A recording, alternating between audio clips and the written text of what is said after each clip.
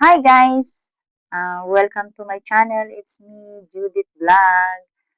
Last 3 weeks ago guys, nag-unboxing po ako ng AirTab Pocket 4. So, yung ah, video ko na po, yung video ko pong yun is meron naman po mangilan-ngilan na nag-message sa akin kung ano po yung quality niya at saka yung stabilization niya po. Ito po si AirTab. Wow! First time ko guys, huwag niyo po akong tawanan or kaya sana po manood lang po kayo tapos yung video. I-switch on ko po. Ayan. Ay, naka-light na siya agad. Ayun. Meron na po siyang ring light, parang plus light. Tsaka ito po yung lens ng camera niya.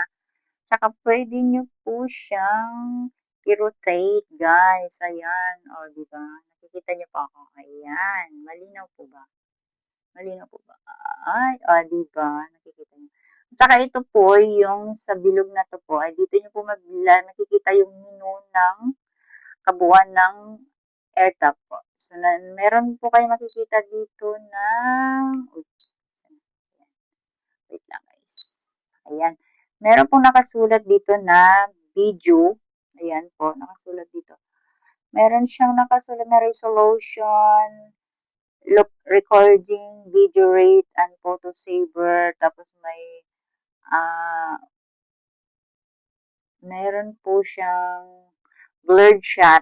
Dito po nyo lahat maia-adjust guys. Yung ano niya po, zoom in, zoom out niya po. Meron po.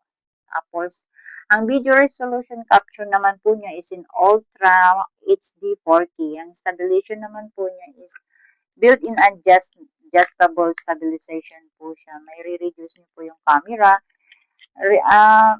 Hindi po siya shaking po. Maganda siyang i-handle. Di ba po ba? Maganda siyang i-handle. Uy, kinakabahan talaga ako. Delivery smooth naman po siya. Ang codis naman niya while you're walking naman po. Pag nag-start kang gaya po ng vlogger na nag-uumpisang mag-vlog lang. Nervous talaga ako, guys! Tapos, ang lens naman po niya is flexible, 180 adjustable angle, like selfie or low angle shoot po. Tapos, ang screen naman po niya, nakikita niyo naman, smooth, bright, 2.0 inches po. IPS siya ang display.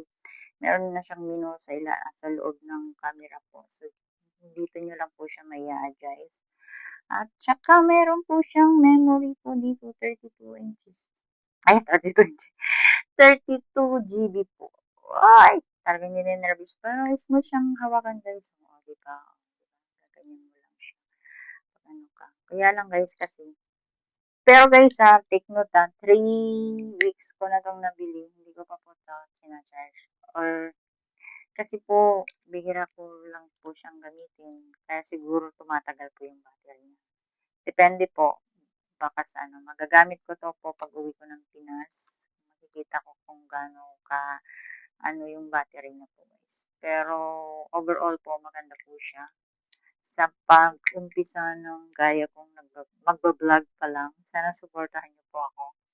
At sana po sa nag-message po na ay nakatulong naman po itong sinasabi ko sa inyo. Tapos, ano po, naintindihan niyo po yung review ko po dito sa AirTab Pocket 4 po. Sa presyo naman po niya is, ano lang naman po siya. Kayang-kaya niyo po siyang bilhin guys. And then, thank you for watching. Please subscribe to my channel and please click the notification bell. Love, love. God bless you all. Bye-bye.